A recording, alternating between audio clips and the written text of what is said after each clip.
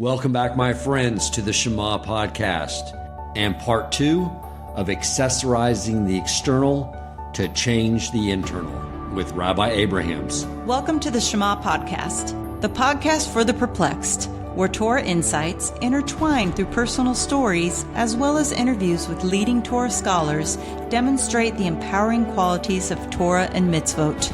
For more great Torah learning through Torch, the Torah Outreach Center of Houston, go to torchweb.org. Now to the show. So the next thing I want to talk about is tzitzis. And with this approach, I want to focus a little bit on what Rabbi Kaplan says about the commandment of tzitzis. So first of all, there's a story in the Talmud. It's in Menachot, page 44, side A. And there's a story about a person who used to wear tzitzis very diligently, very carefully, every single day.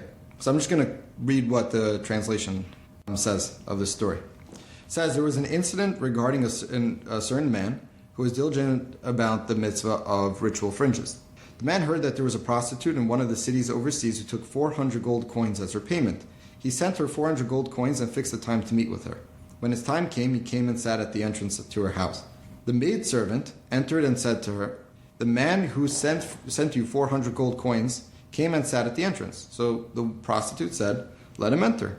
He entered. She arranged 7 beds for him, 6 of silver, 1 of gold, meaning one on top of each other. Between each and every one of them there was a ladder made of silver, and the top bed was the one that was made of gold.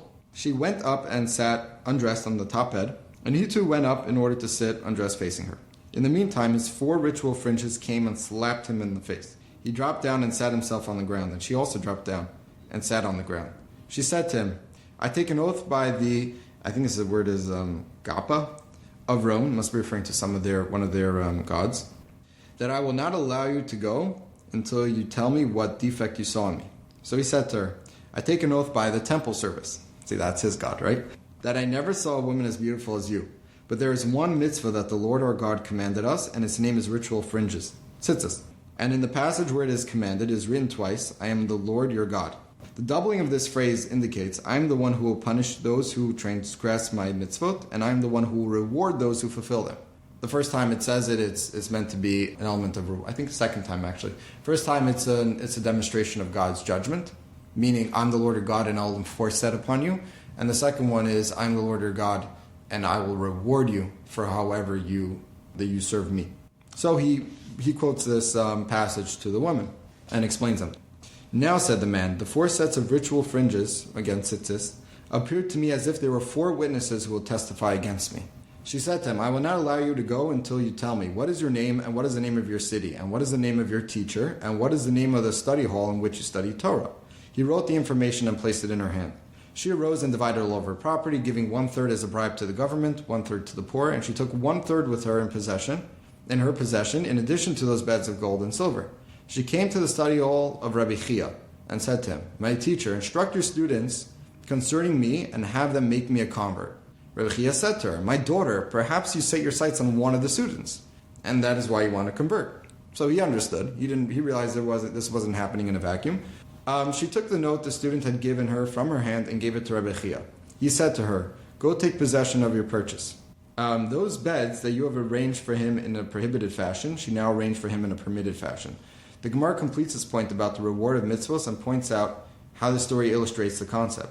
This is the reward given to him in this world, and with regard to the world to come, I do not know how much reward he will be given. So, essentially at the end she converted, and she married the guy. This is the way the Gemara, the Talmud, is understood. She married the guy, and she did so in a permitted fashion, where she had originally wanted this person in a prohibited fashion. How to understand the tzitzis slapping him in the face? It's hard to understand that they physically slapped him in the face. So the understanding that I've seen is that the tzitzis slapped him in his sensitivities. They slapped him in a psychological sense. He saw the tzitzis as he's about to take them off. He's stripping to go to the top bed. And as he's taking them off, it struck him. He's uncomfortable about this. He wears tzitzis every single day, and now suddenly he's uncomfortable taking them off to perform this sin. So let's explore, why would he be uncomfortable taking off his tzitzis, which is just another garment, before climbing to the top bed. So again, I want to talk about the basic function of clothes now. So before we talked about how clothes can portray a certain identity you want to live up to, a certain ideal, and then you may or may not try to live up to those ideals. There's another basic function of clothes, and this really takes us back to the story of Adam and Eve. Before the sin, Adam had not internalized the evil urge, the evil inclination. And at that point, when he would see something in the world, he would not find it merely a means of satisfying his own pleasures, his own desires. He wouldn't look at things that way. He wouldn't look at the world around him as a means to exploit it for his own benefit, because he didn't have the evil urge internalized. It was only when the snake came and gave him a very intellectual reason to sin, a very rational reason to sin, that Adam finally took a bite out of the fruit from the tree. After the sin, however, it says that he internalized the evil inclination, the way we experience evil urges today. So after the sin, it says that Adam and Eve were uncomfortable. They were ashamed of their nakedness. The difference between before the sin and after the sin is that before the sin, Adam would look at the world, Eve would look at the world, and they see no reason to exploit it. They see no reason when looking at each other's bodies to exploit it for their own personal gratification. But after the sin, when the evil urge is within them, now they see a means of exploiting the other person's body. When they look at somebody else, they see a means of exploiting that person for their own personal gratification. That was the difference between before the sin and after the sin. How did God respond to this new issue that suddenly Adam's dealing with? You can imagine that, again, we talked about a culture shock before. The Jews migrating to the inner cities, and suddenly they're fully exposed to the secular world. Well, you can imagine what Adam felt suddenly, having the evil urge within him, when before it was completely external. So God responded by making clothes for them, because clothes serves that basic function. They prevent us, or let's just say they guide us away from objectifying other people's bodies. When we look at a person today and they're wearing clothes, we are, shall we say, less likely to objectify them than if they're not wearing clothes. Or if those clothes are of the type that will only direct us towards objectifying that person. Right. There are sorts of clothes that can do that, right? Right, that more accentuate the body. Right. If anything, that's an even bigger issue than walking around without clothes. But the idea of clothes in this very basic sense is to protect ourselves from being objectified by others, and also to make us more sensitive, let's say, or to guide us away from objectifying other people. And also, by the way, objectifying ourselves.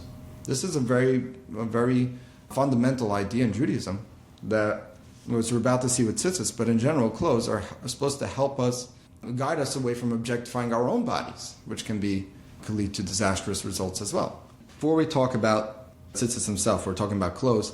One thing that's important to note is that every single mitzvah is essentially, when it involves an item or a limb or whatever it involves, it is essentially the ultimate function of that item or that limb, that organ, whatever it's being used to perform the mitzvah.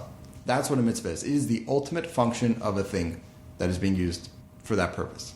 So, when we talk about tzitzis, adding this accessory to our clothes, Ramchal explains this in Derech Hashem, the way of life, or Moshe Chaim Luzzatto, that this is the ultimate function of clothes. This is the commandment that we fulfill involving clothes.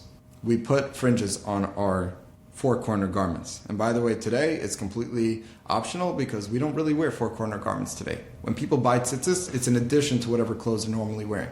So since it's optional, if anything, it requires more of a motivation and more of a sense of purpose to put it on. So again, every mitzvah, that is the ultimate function of that item. So in this case, tzitzis is the ultimate function of clothes. And what was the whole purpose of clothes? The basic function of clothes is to guide us away from objectifying other people and their bodies and exploiting them for our own personal benefit. Because initially, all that was noticed was the spiritual neshama type aspect. Right. And the tzitzits are a way of not allowing us to be distracted and evaluating people based off the exterior. That's very well put. Exactly. So the tzitzits are meant to serve the highest function that clothing can serve, which is to redirect our attention away from the object and look at the subject. Look at the internal, not just the external. Not only look at the parts that we can exploit, but the parts that we can build up, the parts that we can develop. That's what the tzitzis are there to remind us of whenever we wear it. So going back to the story of the man who visited the prostitute, what his tzitzis had done to him in that moment, that psychological impact that the tzitzis had on him, was this is a person who was very diligent. He wore it all the time. He understood, or he internalized at least, the meaning of tzitzis by taking really, really good care of this commandment. He always wore it. The Talmud states it very specifically. He wore it diligently. Because he took such great care, when the time came and his sensitivities were about to be challenged, he became very uncomfortable with the idea of taking off these tzitzis to objectify and exploit somebody else's body. Okay, so there's two things here. Mm-hmm. One, which is interesting, I'll share this story. Many years ago, took Rabbi Yochel Wolbe to the bicentennial event for the Mir Yeshiva in New York. I've been studying for them for a while. They're having this big event. And I said, I want to treat you. I want to take you there to visit with your rabbis. And I go there, and it's the first time to really be around a bunch of Torah-observant yeshiva Jews. And it blew my mind away because I think even my daughter said this when we were doing FaceTime. Like, does everyone shop at the same store? Because it was all, black suits, mm-hmm. white shirts, black hats. And what he told me was so interesting, and there's so much truth to it. I thought it was so special. And he said, well, we are not emphasizing that. We're not trying to express our differences in the clothing. We're trying to allow each other to get past that. And so people can look at someone and see what's unique and special about them beyond the clothing. Wow. Their character, who they are. And I thought that is an amazing idea, because in secular culture, everyone tries to express their individuality through their clothing, which is very superficial. That is very profound. And you're only looking for the truth now. You're not looking for the externalities that people could fake. Right. People could lie about. You're looking deeper than that. That's very profound, yeah. So I think that's a key concept to our parable. You're saying that the seats is what allows us to elevate the clothing further. Exactly. Meaning the clothing served this basic function for everybody. Everybody who wears clothing, at least if they're doing it properly, it's to redirect attention away from the objectification of you and turn it towards looking at you as a person. That's what everybody's wearing clothing, at least, again, the people who are wearing it for that purpose. There are people right. wearing it for the complete opposite purpose, and that's pretty transparent, pretty obvious. But if you're wearing clothing for the reason they were created, for the reason God gave that to us, then that is the reason you're wearing it for, to redirect. Well, tzitzis is the ultimate expression of that. By wearing the tzitzis on our clothes, and again, I'm going to take it a step deeper in a second. Okay. But by wearing tzitzis on our clothes, it reminds us what clothes are meant for. It helps direct our focus when we wear clothes and when we see others wearing clothes to what those boundaries are meant to create. And there's a mental health around this too that's mm-hmm. so important, because I remember back when I was living up in the suburbs and I belonged to a gym there, and the dress code, the unofficial dress code was that clothing serves the purpose of covering up the parts of the body that you don't want to showcase to the world. And, I ended up leaving just because it was impossible to guard my eyes there. But even the men were doing it too, where it was just like their shirts would cut back more so they could show their delts and their belly button. It's pretty, I don't need to see that.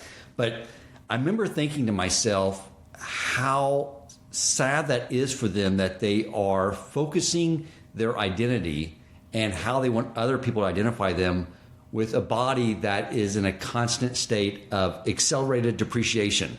Exactly. So there's no longevity to the happiness, because they're basing on something that's just time and gravity will take over at some point. In fact, that's something that the Ramchal talks about in the way of God, Derech Hashem.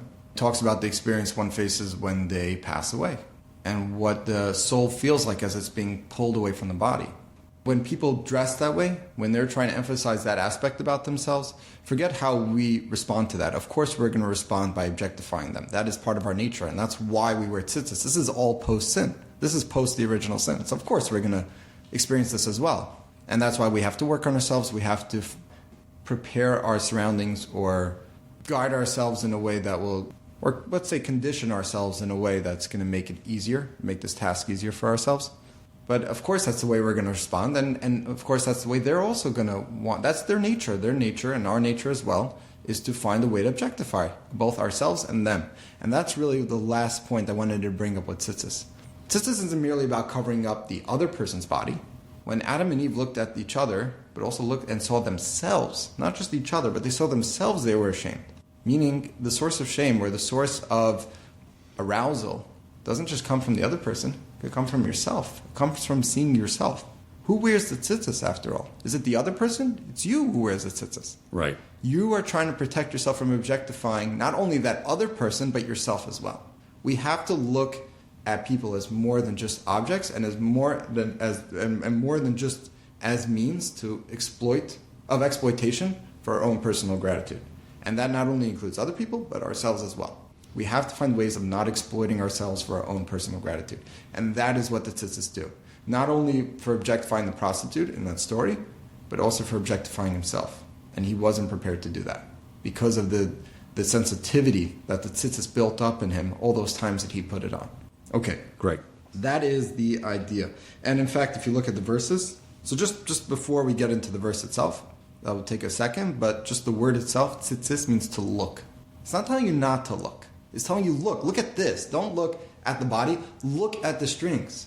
When you see somebody else, when you see yourself, whether it's in a mirror, or whether it's in your mind, or whether it's as you put on clothes or take your clothes off, look at the tzitzis. Direct your attention there. Build up your sensitivities in the tzitzis. Not just clothes in general, because clothes can be perverted.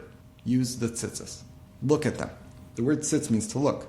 Also, the verses themselves, it says you should see them, or isamoso. You should see, well, really, you should see it.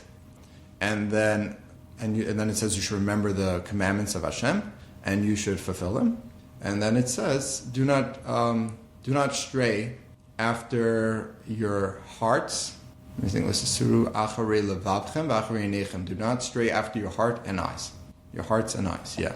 So the verse is telling us what you do. You should look at the tzitzis, and by looking at the tzitzis, you will not stray after your, again, perfectly normal and very basic nature, which is to objectify and exploit others and yourself. That is one of the reasons why we wear tzitzis. And again, if you wear it every single day, it's going to build up the sensitivity. If you're diligent about it, who knows what this guy was like when he's visiting a prostitute. He clearly had sunken a little bit in his life, whether it's about visiting a prostitute or just wherever he found himself. But he was still careful about wearing tzitzis.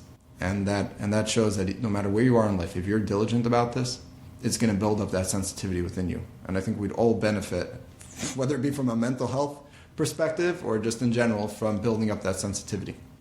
And really the same thing about kippah also. Just building up this humility in the face of God. You don't go out there making your own decisions that are going to pervert or diverge from God's commandments. Because we don't have that intellectual capacity. We don't have that wisdom that God has. And that, of course, is also a very healthy approach in life, just not to think that not to overestimate our own capabilities and our own intellectual prowess. Great. One of the things that the secular world tries to do especially in the area of their psychology, is that equate the sexual urge with any other bodily urge. Mm-hmm. One of the things I recognized early when I was contemplating this and I was learning about tzitzits was that it's entirely not true. Because if you look at what activates like the urge of hunger, it starts internally within the body. There's all types of things that happen before it gets to the mind saying, you're hungry, I want food. Same with sleep. Same with needing to go to the bathroom. It all starts with the body, then goes to the brain saying, we lack something. With the sexual urge, totally flip-flopped. It starts with looking at something, then going to the mind, contemplating it, then that's what sends the signal to the body. It's a totally flipped 180 degrees on how everything works. Exactly. Meaning you can sort of bypass that or hack that earlier on. It's something you can actually control and something you can actually work on. And I think we'd all benefit from a sensitivity towards objectifying other people. Certainly a sensitivity towards exploiting those around us and manipulating those around us in our lives. Massive benefit, yeah. Right.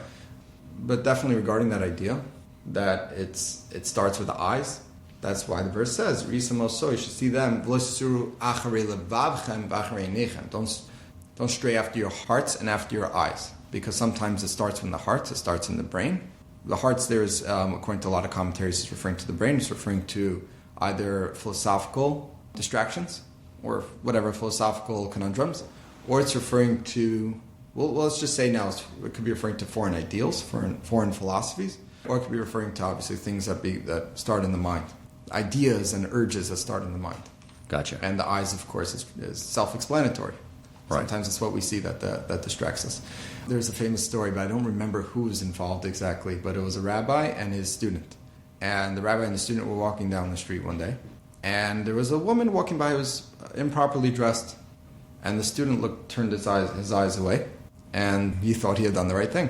Right? Okay, pretty obvious. The rabbi turned to the student and said, "That's very good. You turned your eyes away. That's very good. You should want to get to the point where you won't need to turn your eyes away." And I think that perfectly exemplifies this idea that it's better to be able to look at somebody and relate to them as a human being, no matter how they're dressed, no matter how they're undressed. Right. And understand the humanity in that person, understand the personality and the spiritual side of that person without being completely distracted by how we can exploit them.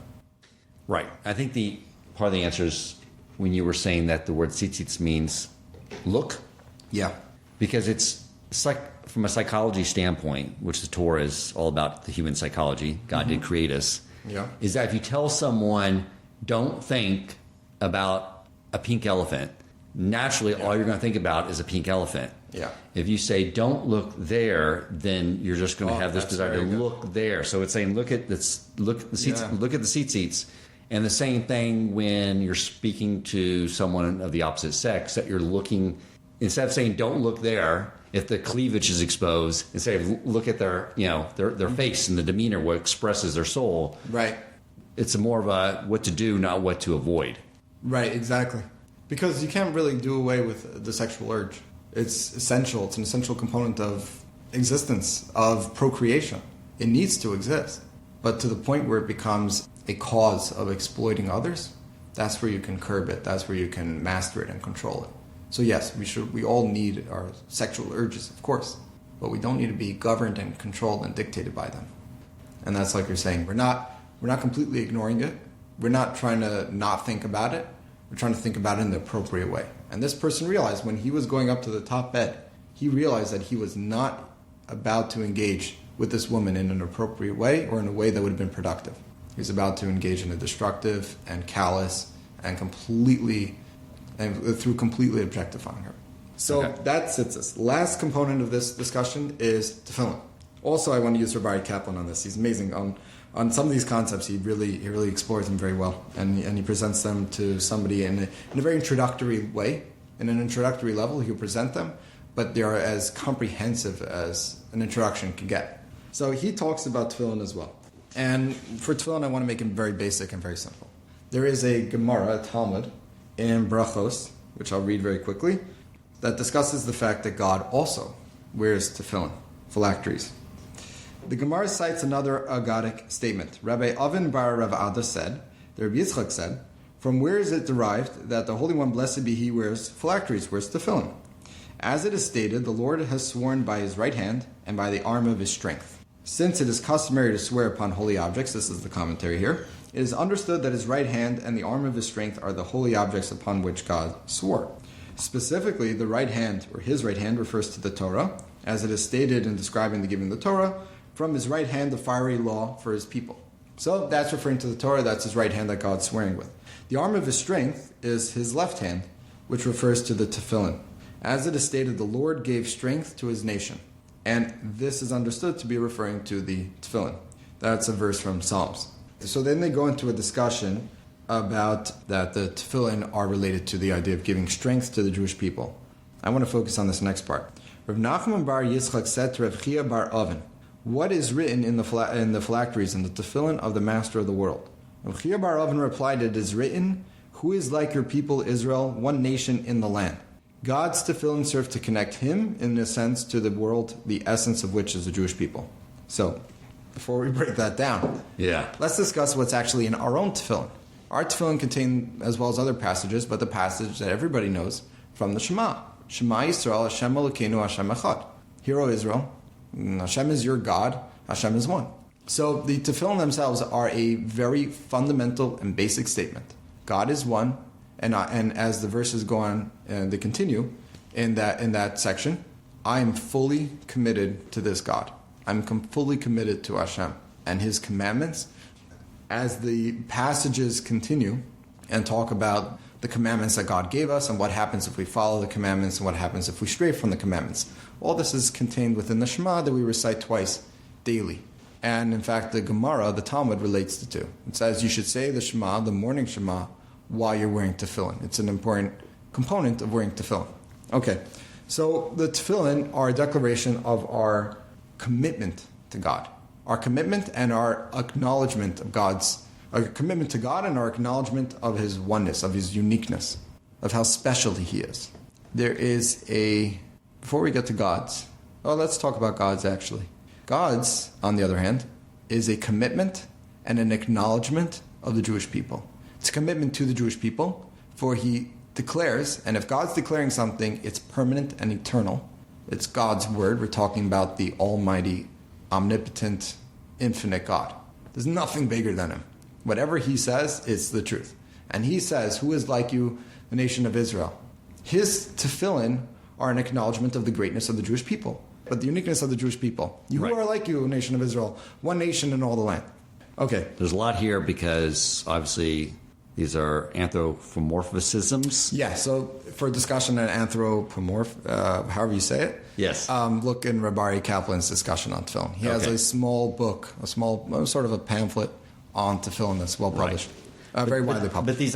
But the idea here is that we put it on our head, an area of our intellect, and showing our commitment to God. Exactly. And it's the same idea that what He willed into existence was His commitment to the Jewish people. Exactly. So we're going to get to an even deeper point of this connection. Okay. But yes, essentially that is what it is. Wow. God's commitment to the Jewish people, His acknowledgement of how special the Jewish people are, and our commitment to God and our acknowledgement of how special He is. This is already sounding a little bit like a love affair. And in truth, it really is. There are 3 passages that we recite when we wind the last part of the tefillin, the last part of the straps, around our middle finger 3 times. Right. And each one of those passages begin, Ve'erastichli, and I'll be wedded to you. Or I will wed you to me, literally. Right.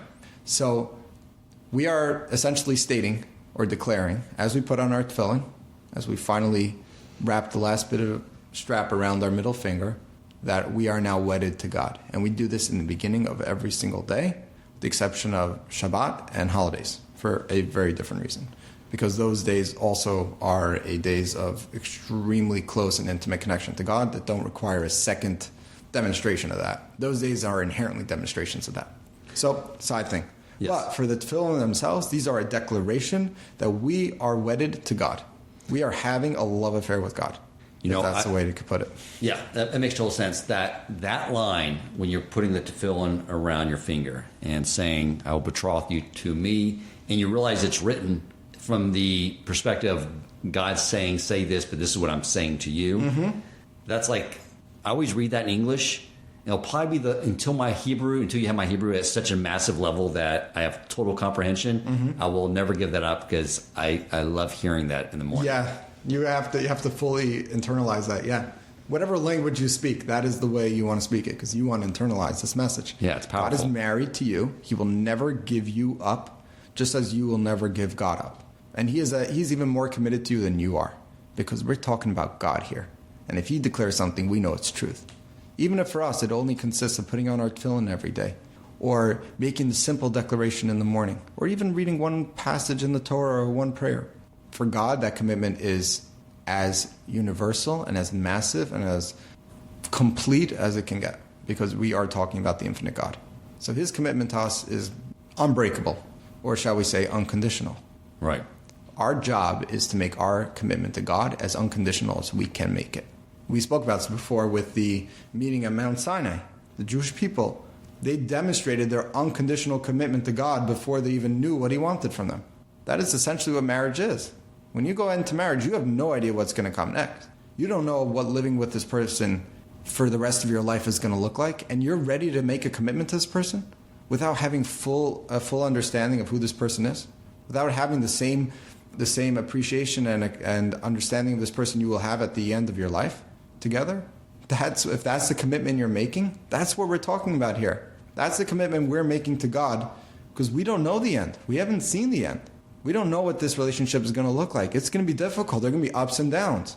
Right. And we're wedded to God. That means for the best of moments and the worst of moments. But we know that his commitment to us, even in the worst of moments, is just as strong as his commitment in the best of moments. And that's what putting on the tefillin every single day is. And you will feel that. If you keep putting it on, even if you do it once, you already feel it. You keep putting it on every single day, you begin your day like this. No matter what your previous day looked like, you are renewing your wedding, you're renewing your vows to God. And you know that he's renewing your commitment to you in the same way. He puts on the tefillin that say, who is like the nation of Israel, one nation in all the land? Then you will feel this intimate connection that no other element of Judaism can really replicate, can truly replicate the same way. And that's essentially what putting tefillin is like. Great. What I would focus on is that wedding aspect, the unconditional love that you share with God, internalizing that. Whether you're thinking about it or not, it's just going to be internalized because you are putting those words, you're strapping the words of commitment and unconditional love to God and acknowledgement of who he is. You're putting that on your body, you're strapping it, you're binding it tight to your body every single day. It's impossible not to be affected by that. I'm trying to think what the analogy would be in a relationship to where, you put on tefillin, maybe you're distracted, you're not focused on the prayers, but you stopped what you were doing. Exactly. Just dealing with the material world work, and you put on these boxes on your head, and there's only one reason why you stopped to do that. Exactly. Because you did it for God. That's putting it perfectly. You don't need to give an analogy in married life because it happens all the time. It happens throughout our lives, throughout our lives in relationships, where without even thinking about it, we're strengthening our commitment, we're strengthening our connection just by doing something, just by doing an action. Right. It's one thing to have lip service, but you're putting the tefillin on. You're actually strapping it to your body, solely because God asked you to. Right. There's nothing like it. And same thing in married life. There's nothing like that. If you're doing it because that's what your spouse wants, that's what your spouse needs, that's what your partner wants, that's what your partner needs, you're strengthening that relationship regardless of how you're thinking about it. Yeah, our spouses do not care if we are robotically on autopilot taking out the garbage every day and emptying the dishwasher. Exactly. Because we initiated that habit out of our wanting to do something for them. You put on the tefillin the first time, exactly. That was a very conscious decision. Right. Exactly. But of course, if you do it consciously every time, it only strengthens it more. If you wear tzitzis and you actually look at it as much as you can, well, I'm going to say you should stare at it all the time, but when you look at it and you internalize it as much as you can, you only strengthen that. Same thing with wearing a kippah every single day. Anything else you want to add on this subject? Only that if you keep doing it, it's impossible not to internalize it. You're going to feel different. This will help you treat other human beings better, whether it be the people who are closest to you or even people who you only meet random encounters. This will improve. These three things can improve your life greatly, and it will at least improve it a little bit. So it's, I think, a huge investment, a very worthwhile investment to make. It doesn't ask for a lot. Rabbi, I appreciate you coming on. I did want to let the audience know that if you are a man and you do not have tefillin and you want to begin fulfilling the mitzvah of tefillin, to please reach out to me at president@torchweb.org. I'll be happy to work with the rabbis here to facilitate getting you some tefillin. And Rabbi Abrahams, if anyone is interested in one-on-one study to learn more of these subjects or Parsha or whatever you're interested in learning more of, how would they get in contact with you? Yeah, anybody who has some sort of inquisitiveness in Judaism, I would love to meet you. And to get in contact with me, try emailing me at ea@torchweb.org.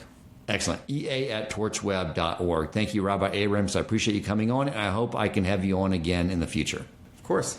I'd be happy to. If you enjoyed this episode, please consider supporting Torch so they can continue to spread Torah wisdom to the world by making a donation at torchweb.org and clicking donate in the top right corner of the page. And if you would like to get in contact with our host with comments, suggestions for future topics of learning, or questions for him or his guest rabbis, you may email him at president@torchweb.org.